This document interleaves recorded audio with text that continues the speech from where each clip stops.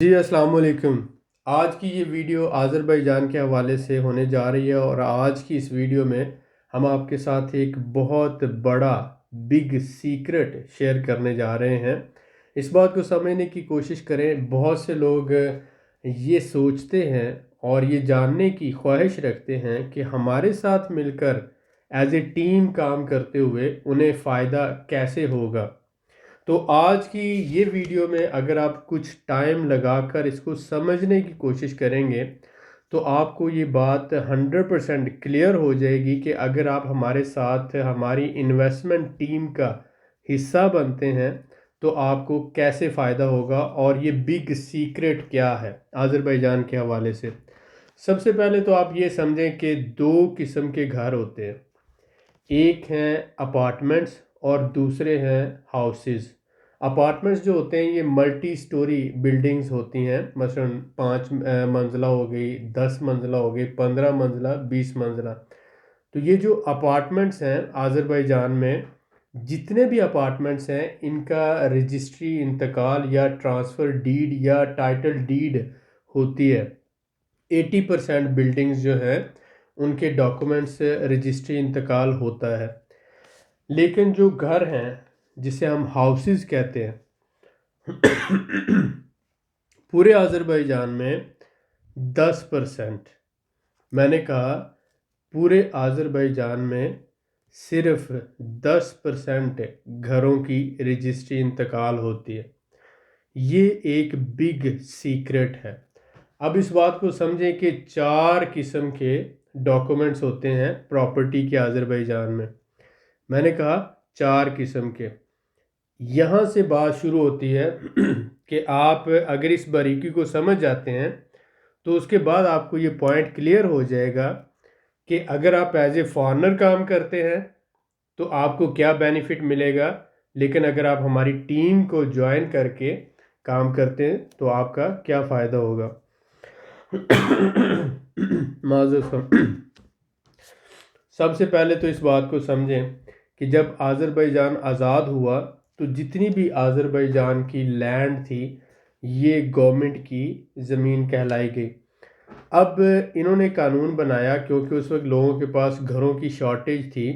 इन्होंने कहा जो भी बंदा जहाँ पर उसको ज़मीन मिले वहाँ पे घर बना लेगा, अगर वो घर की छत डाल लेगा तो कोई भी गवर्नमेंट का डिपार्टमेंट या कोई भी जो ऑफिसर है या कोई भी रिलेटेड अथॉरिटी है उसका घर गिरा नहीं सकते, बल्कि उसको डॉक्यूमेंट्स दिए जाएंगे, उसको पानी बिजली और सुई गैस के कनेक्शन दिए जाएंगे और उसका घर रजिस्टर कर लिया जाएगा। तो इससे क्या है कि जहाँ पर लोगों को ज़मीन मिली उन्होंने वहाँ पे घर बनाए और घर बनाकर उन्होंने वहाँ पर अपने जो जो सुई गैस है, पानी बिजली, इसके कनेक्शंस ले लिए। उसके बाद दूसरी किस्म के डॉक्यूमेंट्स यहाँ पे बने जिनको हम बल्दिया के डॉक्यूमेंट्स कहते हैं और हमारे यहाँ पाकिस्तान में उसे कॉरपोरेशन या मेट्रोपॉलिटन कहते हैं और यहाँ पर उसको बल्दिया कहा जाता है। तीसरी किस्म के जो डॉक्यूमेंट्स होते हैं घरों के वो इजरा के होते हैं, जिसको डिस्ट्रिक्ट मैनेजमेंट आप कह लें, उस हिसाब से यहाँ पर इसको इजरा कहा जाता है। और चौथी किस्म के जो डॉक्यूमेंट्स हैं वो हैं टाइटल डीड, जिसे रजिस्ट्री इंतकाल कहा जाता है। वो सारे गवर्नमेंट के टैक्सेस पे करने के बाद आपको मिलती हैं। अब यहाँ पर बात शुरू होती है नंबर 1 पे अगर हम आते हैं तो गवर्नमेंट की ज़मीन है, नंबर 2 पे आते हैं तो मेट्रोपॉलिटन है, बल्दिया है, नंबर 3 पे इजरा है, नंबर 4 पे टाइटल डीड है। अब एक ही घर अगर पहली कंडीशन में होगा यानी कि गवर्नमेंट की ज़मीन पे होगा तो उसकी कीमत 10,000, सपोज़ एक आइडिया देने के लिए आपको कह रहा हूँ, अगर उसकी कीमत $10,000 है सपोज़ कर लें, तो अगर वो दूसरी किस्म के डॉक्यूमेंट्स पे चला जाता है वही घर सेम कंडीशन में बल्दिया के डॉक्यूमेंट्स के साथ होता है तो उसी घर की कीमत 20,000 हो जाएगी। अगर वही घर सेम कंडीशन में इजरा के डॉक्यूमेंट्स के पास चला जाता है तो उसी घर की कीमत 30,000 हो जाएगी। और अगर यही घर चखारश या कुबचा के लेवल पे चला जाता है तो इसकी कीमत 40,000 हो जाएगी। पहली तीनों किस्में जो हैं जिसमें गवर्नमेंट की लैंड पे जो घर बने हुए हैं उसको लिस्सा वही कहते हैं, वो घर, दूसरी किस्म बल्दिया और तीसरी किस्म इजरा, इन तीनों किस्मों के घर कोई भी फॉरनर नहीं खरीद सकता। चौथी किस्म का घर जो है, जिसे कुब्चा कहा जाता है लोकल लैंग्वेज में, चिखारिश कहा जाता है, इसको आप इंग्लिश में टाइटल डीड या ट्रांसफ़र डीड या रजिस्ट्री इंतकाल कहते हैं। इससे क्या होता है कि गवर्नमेंट के जितने भी टैक्सेस होते हैं वो बंदे पे कर चुके होते हैं, उन्होंने गवर्नमेंट की फ़ीसें पे की हुई होती हैं और उनके नाम पे डॉक्यूमेंट्स बनते हैं। तो आप जब शुरू करें एक घर 10,000 का है, उसका भी वही किराया आपको मिलेगा, क्योंकि घर की कंडीशन तो सेम है, डॉक्यूमेंट्स अगर डिफरेंट है तो उससे कोई फ़र्क नहीं पड़ने वाला। दूसरा घर जो 20,000 का है सिर्फ डॉक्यूमेंट्स का फ़र्क पड़ा है, तो उसका भी सेम किराया मिलना है आपको। फ़र्ज़ कर लेते हैं 300 मनात किराया मिलता है। तो घर चाहे बल्दिया के डॉक्यूमेंट्स के साथ हो, चाहे वो गवर्नमेंट के डॉक्यूमेंट्स के साथ हो, लिसा वो हो, चाहे वो इजरा के डॉक्यूमेंट्स के साथ हो, और चाहे वो चिखारिश के साथ हो, 10,000 मनात का घर ले लें या डॉलर्स की बात कर लें, 20,000 का कर लें, 30,000 का कर लें या 40 का, फ़र्क सिर्फ डॉक्यूमेंट्स में पड़ा है, लेकिन घर की कंडीशन सेम है, तो उसका किराया जो होगा वो सेम होगा। अब यही एक बारीकी है जो आप लोगों के समझने वाली है, और हम यहाँ पे 12 साल से रहते हैं। जैसे सपोज़ करें मैं शादीशुदा हूँ, यहाँ पे मेरी फैमिली है, यहाँ आज़रबाईजान में 2 बच्चे हैं। तो क्योंकि मेरे सारे रिलेटिव्स लोकल हैं और इसके साथ साथ ये सारे जो मामलात हैं इनको बारीकी के साथ हम समझते हैं, तो पहली तीनों किस्म के जो डॉक्यूमेंट्स के साथ घर हैं वो फॉरेनर नहीं ले सकता। चौथी किस्म का जो घर है सिर्फ वही ले सकते हैं, यानी 40,000 वाला घर ले सकता है। अब अगर एज ए लोकल मैं घर परचेज करता हूँ तो मुझे फ़र्ज़ करें वो 10,000 में मिल गया, लेकिन एज ए फॉरेनर आप परचेज करते हैं तो वही घर आपको, अगर उसके डॉक्यूमेंट्स होंगे, तो वो आपको 40,000 में मिलेगा। पहला डिफरेंस, 10,000 की प्रॉपर्टी आपको 40 में मिली। अब फ़र्ज़ करें कि आपने भी ख़रीद कर उसको रेंट पे देना है और मैंने भी ख़रीद कर उसे किराए पे देना है। तो किराया, अगर हम इन्वेस्टमेंट के हिसाब से किराए की रेशो निकालते हैं, तो मुझे ज़्यादा फ़ायदा है एज़ कम्पेयर टू मैं 40,000 में 4 घर ख़रीद लूँगा, जबकि आप 40,000 में एक ही घर ख़रीदेंगे। यही वो बारीकी है जो आपके समझने वाली है, और यही वो बात मैं करता हूँ कि जब आप हमारे साथ टीम में शामिल होते हैं तो हम आपको इस लेवल पर लेकर आते हैं कि जो अपॉर्चुनिटीज़ हमारे पास हैं वो आप भी कैश कर सकें, आप भी उससे फ़ायदा उठा सकें। सिर्फ कमी है हमारे, आपके और हमारे दरमियान ट्रस्ट की, क्योंकि हम यूट्यूब पे मिले हैं, क्योंकि हम ऑनलाइन मिले हैं, तो बहुत से लोग जो हैं वो परेशान होते हैं, क्योंकि दुनिया में 90% या 99% आप कह लें कि फ्रॉड्स हैं ऑनलाइन वर्ल्ड में, तो किसी को कोई यकीन नहीं आता एक दूसरे पर। लेकिन विद टाइम जब प्रैक्टिकली काम होगा, और हो रहा है, जैसे हमने बहुत सी ज़मीनें इस वक्त परचेज भी कर चुके हैं, और रेंटल प्रॉपर्टीज़ पहला प्रोजेक्ट हमारा क्लोज टू कंप्लीशन है, इसका एग्रीमेंट फाइनल होने जा रहा है और उसकी इन्वेस्टमेंट इकट्ठी हो चुकी है। दूसरा प्रोजेक्ट हम शुरू कर रहे हैं, 3 घर हमने मज़ीद देख लिए हुए हैं, फ़ाइनल कर लिए हैं। हमारे प्रोजेक्ट्स कौन से हैं? हम सबसे पहले तो हम रेंटल प्रॉपर्टीज़ कर रहे हैं, और हम क्राउड फंडिंग से पैसा इकट्ठा कर रहे हैं, आप लोग हमारे साथ मिलकर इन्वेस्टमेंट कर रहे हैं, और इस पैसे से हम घर ख़रीद रहे हैं, और घरों को हम फिर आगे रेंटल प्रॉपर्टीज़ के तौर पर यूज़ कर रहे हैं, जो लोकल को भी दिए जाएंगे और फॉरेनर जो टूरिस्ट आएंगे उनको भी ये घर किराए पे दिए जाएंगे। अब यहाँ पर मैंने जो मेन बात आपको समझानी थी, जैसे मैंने कहा कि 4 किस्म के डॉक्यूमेंट्स होते हैं। गवर्नमेंट की ज़मीन वाले जो घर हैं इसे लिसा हुआ कहा जाता है, बल्दिया के घर हो गए, इजरा के घर हो गए, और उसके साथ साथ चिखारिश या कुब्चा वाले घर। घर एक ही कंडीशन का होगा लेकिन उसकी वैल्यू 10,000 है, तो दूसरे किस्म का जो होगा वो 20 का हो जाएगा, तीसरी किस्म के डॉक्यूमेंट्स में वो 30 का हो जाएगा, और चौथी किस्म के डॉक्यूमेंट में वो 40 का हो जाएगा। जब वो 40 का होता है चिखारिश या कुब्चे वाला घर, वही घर फॉरनर ख़रीद सकता है। तो एज ए फॉरेनर जब आप रेंटल प्रॉपर्टी बनाते हैं तो आपकी रेंट की जो इनकम है इन्वेस्टमेंट के हिसाब से वो इतनी फिजिबल नहीं आती, लेकिन अगर लोकल बंदा कोई भी करता है तो उसकी रेंटल इनकम ज़्यादा जनरेट होती है। इसलिए अगर आपने सेल परचेज का काम करना है तो वो ठीक है, वो आप चखारिश वाले घर ले लें, कुपचे वाले घर ले लें।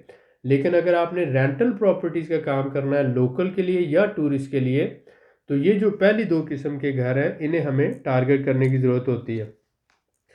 तो क्योंकि हम लोकल कंसीडर होते हैं, हम ये घर ले सकते हैं और इनको आगे हम रेंट आउट कर सकते हैं। हमसे मुराद, आप बहुत से लोग ये कहेंगे कि मैं एज ए फॉरेनर कैसे ले सकता हूँ। तो जैसे कि मैंने आपको बताया कि मैं डेफिनेटली अपनी फैमिली के फ्रंट मैन आगे करूँगा और उनके नाम पे लेकर बाद में उसको कंपनी के ज़रिए लीज़ कर लूँगा। तो इस तरह से ये सारा प्रोसेस हो जाएगा। अब बात यह है कि इसी तरह की अपॉर्चुनिटीज़ है, यहाँ पर हम 5 किस्म के डिफरेंट प्रोजेक्ट्स जो है आज़रबाईजान में कर रहे हैं, जिनको क्राउड फंडिंग के ज़रिए या टीम फंडिंग के ज़रिए किया जा रहा है। पहला हमने शुरू किया रेंटल प्रॉपर्टीज़ का, ये इस पे काम हो रहा है। दूसरा टूरिज़म रिजॉर्ट हम बना रहे हैं, और उसके बाद इंशाल्लाह फिर हम काऊ फार्म और दुम्बा फार्म की तरफ जाएंगे। अब पहले प्रोजेक्ट में अगर आप ओवरसीज़ हैं, आप किसी भी मुल्क में रहते हैं और आपका इरादा ये है कि आप एक पैसिव इनकम जनरेट कर सकें, तो आप हमारे साथ एक शेयर ख़रीद कर, एक शेयर की वैल्यू हमने $1000 रखी है। क्योंकि सपोज करें एक प्रॉपर्टी 20,000 की है तो उसमें 20 शेयर होंगे, तो इस तरह से 20 लोग चाहे उसे ख़रीद लें, चाहे 5 लोग मिलके 4-4 हज़ार डॉलर डाल के उसे ख़रीद लें, ये डिपेंड करता है। तो वो जो मलकियत कंसिडर होगी, जिन लोगों ने उसको ख़रीदा है, सिर्फ उन्हीं का वो प्रोजेक्ट होगा। जब उसकी वैल्यू बढ़ेगी तो ये बात याद रखें कि सालाना 20 से 25% यहाँ पर वैल्यू बढ़ रही है घरों की, और उसके साथ साथ किराए की जो रेशो है वो कम से कम 10% से 12% यहाँ पर एनुअल किराए की रेशो आ रही है। तो अगर किराया और घरों की वैल्यू दोनों को मिला लिया जाए तो 30 से 35% सालाना की हिसाब से बढ़ रही है, यानी 3.5-4 साल के अंदर आपकी जो टोटल इन्वेस्टमेंट है वो 100% इंक्रीज़ कर जाती है। तो ये एक बहुत अच्छा फ़ायदा है। जबकि दूसरी तरफ अगर आप बैंक में पैसे रखते हैं तो बैंक आपको सिर्फ 10% देता है सालाना, लेकिन जब आप प्रॉपर्टी लेते हैं तो प्रॉपर्टी से आपको 30% कम से कम मिल रहा है। तो बहुत से लोग मुझसे पूछते हैं कि हमें क्या करना चाहिए। तो पहली बात तो ये है कि बैंक में पैसा जो आप रखते हैं वो सूदी कारोबार है, मैं उसका कभी भी आपको रेफ़र नहीं करूँगा, लेकिन कानून है इसलिए बता देता हूँ। $60,000 अगर आप बैंक में रखें तो आप टीआरपी ले सकते हैं, लेकिन मैं आपको सुजेस्ट करूँगा कि आप प्रॉपर्टीज़ लें। प्रॉपर्टी जो है वो आपकी 30% के हिसाब से सालाना आपको मुनाफा देगी। अगर आप हमारे साथ मिलकर चलना चाहते हैं तो आप $1000 का एक शेयर ख़रीद सकते हैं। आपकी कैपेसिटी है, आप एक शेयर से शुरू करें, एक घर हमारे साथ मिलके लें, उसके बाद दूसरा घर लें, फिर तीसरा घर लें। तो इस तरह से आप आहिस्ता आहिस्ता डिफरेंट प्रोजेक्ट, जैसे जैसे पहले घर से हमने शुरू किया, फिर दूसरा, तीसरा, चौथा, पांचवा, हमारा इरादा ये है कि जैसे जैसे हमें अंडर वैल्यू और अच्छी प्रॉपर्टीज़ मिल जाएंगी। जब हम बात करते हैं अंडर वैल्यू की, तो हमारे पास प्रॉपर्टी डीलर्स की टीम मौजूद है जो हमारे लिए लगातार सर्च करती रहती है, और हमें भी जो पूरे एरिए के अंदर वैल्यू है, लोकेशन है, उसके हिसाब से हमें अंदाज़ा होता है कि ये प्रॉपर्टी कितने की है और कितने में ख़रीदी जा सकती है। फ़र्ज़ करें एक प्रॉपर्टी की वैल्यू 50,000 है, तो अगर वो हमें 40,000 में मिलती है तो हम ख़रीदते हैं। और अगर हमें ये समझ आती है कि इसको मेंटेनेंस करने के बाद, फर्निश करने के बाद as a rental property use किया जा सकता है, एक तो इससे अच्छा रेंट मिलेगा और दूसरा एनुअल इसमें अच्छा जो है वैल्यू इसकी अप्रिशिएट करेगी, तो तब ही हम वो प्रॉपर्टी ख़रीदते हैं। और सम टाइम वो 2 महीनों के बाद एक प्रॉपर्टी मिलती है, सम टाइम 3 महीनों के बाद, और सम टाइम 1 महीने के बाद। तो इसलिए हम वो फंड इकट्ठा करते हैं और उसके बाद जब भी हमें कोई इस तरह की सूटेबल अंडर वैल्यू प्रॉपर्टी मिलती है तो वो परचेज़ कर लेते हैं। तो हमारा टारगेट ये है कि एक के बाद दूसरी, दूसरी के बाद तीसरी, और इस तरह से हम कम से कम 10-20 प्रॉपर्टीज़ ख़रीद लेंगे। अब इसमें बहुत से लोग जो हमारे पास ऐसे हैं जिन्होंने $5,000 इन्वेस्ट किया है, बहुत से ऐसे हैं जिन्होंने $10,000 इन्वेस्ट किया है। अब ऐसी सूरत में उनकी सिक्योरिटी के लिए हमने ये लाया अमल बनाया है कि एक बंदा जो $20,000 तक इन्वेस्ट करेगा, हम ये करेंगे कि $40,000 का जो घर है, तकरीबन $30,000 से शुरू हो जाता है, 30 से 35 से रजिस्ट्री इंतकाल वाले घर। तो हम उनके लिए स्पेशली रजिस्ट्री इंतकाल वाले घर लेंगे और दो पार्टनर्स जो है एक घर में बना देंगे। मसलन $20,000 एक बंदे की इन्वेस्टमेंट है, दूसरे की भी 20,000 है, तो एक घर जो है इन दो के नाम कर दिया जाएगा ताकि इनकी इन्वेस्टमेंट सिक्योर हो जाए। इसी तरह से हम जो भी बंदे जिनकी इन्वेस्टमेंट $20,000 या इससे ज़्यादा होगी, उनके नाम पे प्रॉपर्टीज़ ख़रीदी जाएंगी ताकि उनकी इन्वेस्टमेंट सिक्योर हो और उसके साथ साथ ये आगे चलता जाए सिस्टम। तो ये आप समझ लें कि ऑनरशिप जब आपको मिल जाएगी तो वो जो इनसिक्योरिटीज़ होती हैं, धोखा ना हो, फ्रॉड ना हो, मैं लुट ना जाऊँ, वो ख़त्म हो जाएंगी। अब जो छोटे इन्वेस्टर्स हैं जिनकी इन्वेस्टमेंट $1,000 है, $2,000 है, उनसे मैं रिक्वेस्ट करूँगा कि वो काइंडली ट्रस्ट करें। इंशाल्लाह ताला आपको अच्छा रिटर्न मिलेगा। आहिस्ता आहिस्ता जैसे जैसे आपकी इन्वेस्टमेंट बढ़ती जाएगी, एक सर्टन लेवल पर आएंगे तो आपको भी हम इंशाल्लाह सिक्योर करेंगे। इनिशियली हम आपको लीगली कैसे सिक्योर कर सकते हैं कि आपको कंपनी की तरफ से लीगल एग्रीमेंट आपके साथ किया जाएगा, जो हमारी रजिस्टर्ड कंपनी है यहाँ आज़रबाईजान में, उसकी तरफ से आपके साथ लीगल एग्रीमेंट किया जाएगा, पहली बात। दूसरा, आपके जो रिसीविंग आपको कंपनी की तरफ से दी जाएगी कि हमने आपसे $1,000 लिया है, एग्रीमेंट होगा, रजिस्ट्रेशन फॉर्म होगा, रिसीविंग होगी, ये आपका प्रूव होगा कि आपने हमें पैसे दिए और ये लीगल प्रूव है। अल्लाह ना करे अगर कोई भी मसला होता है तो आप हमारे ख़िलाफ़ लीगल एक्शन ले सकते हैं, क्योंकि ये स्टैंप होगा, कंपनी के ऑफिशियल लेटर हेड पर होगा, कंपनी की ऑफिशियल स्टैंप होगी इसके ऊपर। और आज़रबाईजान में फ़्रॉड बिल्कुल भी नहीं हो सकता जैसा पाकिस्तान में होता है। यहाँ पर आपकी कंपनी पूरा ऑनलाइन सिस्टम है, यानी 100% ऑनलाइन सिस्टम है। यहाँ पे कोई फेक स्टैंप भी नहीं बना सकता, यानी कि आपकी जो स्टैंप लगाते हैं पेपर पर वो भी फेक नहीं बन सकती। वो भी मिनिस्ट्री ऑफ टैक्सेस जो है, जिसे वेरगी डिपार्टमेंट कहते हैं, वो इशू करती है स्टैंप। और जब आप कंपनी को फ्रीज करते हैं या ख़त्म करते हैं तो आपने स्टैंप वापस जमा करवाना होती है। तो ये सारी बात बताने का मकसद ये है कि आपका जो लेटर हेड है और आपकी जो स्टैंप है ये गवर्नमेंट की तरफ से अप्रूव्ड होती है। जब आप किसी को भी लीगल एग्रीमेंट करके दे रहे हैं या अपने लेटर हेड पर रिसीविंग दे रहे हैं तो आप बाउंड होते हैं वो जो टर्म्स एंड कंडीशंस हैं उनको फॉलो करने के। लिहाजा 100% आप सिक्योर हैं आज़रबाईजान में इंशाल्लाह ताला। यहाँ पर उस तरह का बहुत से लोग पाकिस्तान की वजह से डरे हुए हैं कि पाकिस्तान में फ़्रॉड 99% होता है, वहाँ पर लोग जो है वो पैसा ले लेते हैं और बाद में स्कैमिंग करते हैं। लेकिन आज़रबाईजान में अगर आप लीगल कंपनी के साथ काम कर रहे हैं, मैंने आपको ये कहा कि अगर आप लीगल कंपनी के साथ काम कर रहे हैं, ऐसे बंदों के साथ नहीं जो खुद यहाँ पर असाइलम लेके रह रहे हैं या जो गली मोहल्लों में फिर रहे हैं। आपने जब भी काम करना है तो पहले ये देखना है कि हम किस बंदे के साथ काम कर रहे हैं, क्या उसके पास रजिस्टर्ड सेटअप मौजूद है, उसका अपना जो स्टेटस है वो क्या है। ये सारी चीज़ों को मद्देनज़र रखते हुए फिर आपने काम करना है। तो मैक्सिमम जो आपको लीगल प्रोटेक्शन दे सकता हूँ मैं यही दे सकता हूँ। जिनकी इन्वेस्टमेंट कम है, जिनकी इन्वेस्टमेंट $20,000 से ज़्यादा की होगी, उनको एक तो हम कंपनी में डायरेक्टर बनाएंगे और दूसरा उनके नाम पे प्रॉपर्टीज़ ली जाएंगी ताकि उनकी सिक्योरिटी 100% हो। तो ये सारी चीज़ें, एक शेयर जो है $1,000 का है। अब आपकी जितनी कैपेसिटी है, सपोज़ करें आप 5 शेयर ले सकते हैं, 10 ले सकते हैं, तो आप उस हिसाब से हमारे साथ शेयर ख़रीद सकते हैं। Arm real estate investment trust, जो हमने ये इन्वेस्टमेंट टीम बनाई है या इन्वेस्टमेंट फ़ंड बनाया आज़रबाईजान का, अगर आप इसे ज्वाइन करना चाहते हैं तो आप मुझे व्हाट्सएप पे लिख सकते हैं कि मैं आपका आज़रबाईजान का इन्वेस्टमेंट फ़ंड ज्वाइन करना चाहता हूँ, आपके शेयर ख़रीदना चाहता हूँ और आपके साथ मिलकर टीम फंडिंग करना चाहता हूँ। इंशाल्लाह ताला हमारी ये कोशिश होगी कि हम आपको इन टाइम रिस्पॉन्ड करें, और सम टाइम थोड़ा लेट हो जाता है, सब्र किया करें क्योंकि बहुत से मैसेज आ रहे होते हैं और उसमें हम कोशिश करते हैं कि विदिन 24 आवर या 2 दिनों के अंदर अंदर रिप्लाई कर दें। यहाँ पर जो सबसे अहम बात मैंने आपको बताई कि प्रॉपर्टी में 4 किस्म के डॉक्यूमेंट्स हैं और हम जो टारगेट कर रहे हैं वो गवर्नमेंट के जो डॉक्यूमेंट्स होते हैं या बल्दिया के डॉक्यूमेंट्स होते हैं, रेंटल प्रॉपर्टीज़ के लिए वो वाले हम प्रॉपर्टीज़ को टारगेट कर रहे हैं।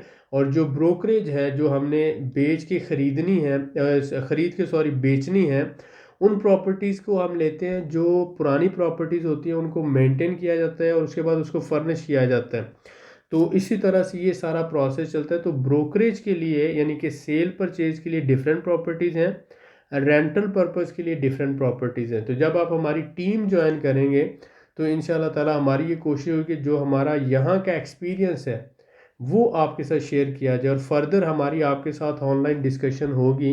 जब आप हमारी टीम में रजिस्टर्ड होकर आते हैं, हमने रजिस्ट्रेशन फ़ीस $50 रखी है एज ए इन्वेस्टर, और उसके साथ साथ $1000 का एक शेयर है। जब आप हमारी टीम में आएंगे, रजिस्टर्ड होंगे, फिर हमारी मंथली मीटिंग्स होंगी, उसमें इंशाल्लाह आपका मशवरा भी लिया जाएगा। ये एक आपके लिए सोर्स ऑफ इनकम बन सकता है जिसे पैसिव सोर्स ऑफ इनकम कहते हैं। अगर आप हमारा चैनल देखते हैं तो आप हमारी पॉलिसी से वाकिफ़ होंगे। हमारा मकसद ये है कि हम एक इन्वेस्टर्स की टीम बनाएं जो आपस में मिलकर काम करे और जिसमें आप लोगों का भी फ़ायदा हो, हमारा भी फ़ायदा हो और विन विन सिचुएशन हो। तो इसी के तहत हम पाकिस्तान में भी क्राउड फंडिंग के प्रोजेक्ट्स कर रहे हैं और आज़रबाईजान में भी कर रहे हैं। अभी क्योंकि इनिशियल स्टेजेस पर है, ट्रांजिशन पीरियड है, ट्रस्ट का लेवल आहिस्ता आहिस्ता डेवलप होगा और ऑलमोस्ट तकरीबन हमारे पास इस वक्त काफ़ी लोग जमा हो चुके हैं और हम एक अच्छी टीम बन चुके हैं। सफ़र हमने अकेले शुरू किया था, आज एक बड़ी और बेहतरीन टीम बनते जा रहे हैं। पहली कुछ प्रॉपर्टीज़ जो हैं जिसमें हमने एक घर जो रेंटल पर्पस के लिए एक फ़ाइनल हो गया है, 3 आगे हम सेलेक्ट कर चुके हैं, उनके हवाले से इंशाल्लाह वीडियो आपके साथ शेयर करेंगे। टूरिस्ट रिजॉर्ट के लिए जगह ले ली गई है, कौ फार्म के लिए जगह ले ली गई है, दुम्बा फार्म के लिए हमने जगह ले ली है। तो ये 4 प्रोजेक्ट्स जो हमारे इन लाइन होंगे। सबसे पहले इंशाल्लाह प्रॉपर्टीज़ हम फाइनल करेंगे, इनको booking.com पे भी देंगे और इसी तरह से एयरबीएनबी पे भी ये प्रॉपर्टीज़ जाएंगी। लोकल लोग भी इंशाल्लाह इसको हायर किया करेंगे और फॉरेनर्स भी, और इंशाल्लाह आपको इसका एक अच्छा रिटर्न मिलेगा, हलाल मुनाफा मिलेगा। अगर आप हमें ज्वाइन करना चाहते हैं तो हम आपको वेलकम करेंगे। आप नीचे कमेंट्स में भी लिख सकते हैं। अगर कोई और बिज़नेस है, जो हमारे टीम मेंबर्स हैं इंशाल्लाह उनको बिज़नेस सेटअप बनाने में हम मदद करेंगे। अगर वो अपने नाम से प्रॉपर्टीज़ लेना चाहते हैं, मसलन आपके पास बजट है $30,000 है, $40,000 है, $50,000 है, आप अपनी प्रॉपर्टी एक ख़रीद लें, हम उसकी रेंटल मैनेजमेंट हम करेंगे। ऐसी प्रॉपर्टी जो आप ख़रीदेंगे अकेले, उससे हम सिर्फ 20% चार्ज करेंगे आपसे, बाकी 80% आपका होगा। ठीक हो गया। और बहुत सी ऐसी प्रॉपर्टीज़ हैं जो अगर आप $60,000 तक बजट ले जाते हैं तो उसके ऊपर आपको टीआरसी फैमिली के साथ मिल जाती है। और अगर आप $60,000 से कम रखते हैं अपने बजट को तो 30-35 हज़ार डॉलर में रजिस्ट्री इंतकाल वाली प्रॉपर्टी आप ख़रीद सकते हैं। उम्मीद है कि आज की इस वीडियो में मैंने जो समझाने की कोशिश की है आपको उसका आइडिया हो गया होगा। अगर आप हमें ज्वाइन करना चाहते हैं तो आप हमें नीचे दिए हुए व्हाट्सएप पे लिख सकते हैं। बहुत शुक्रिया।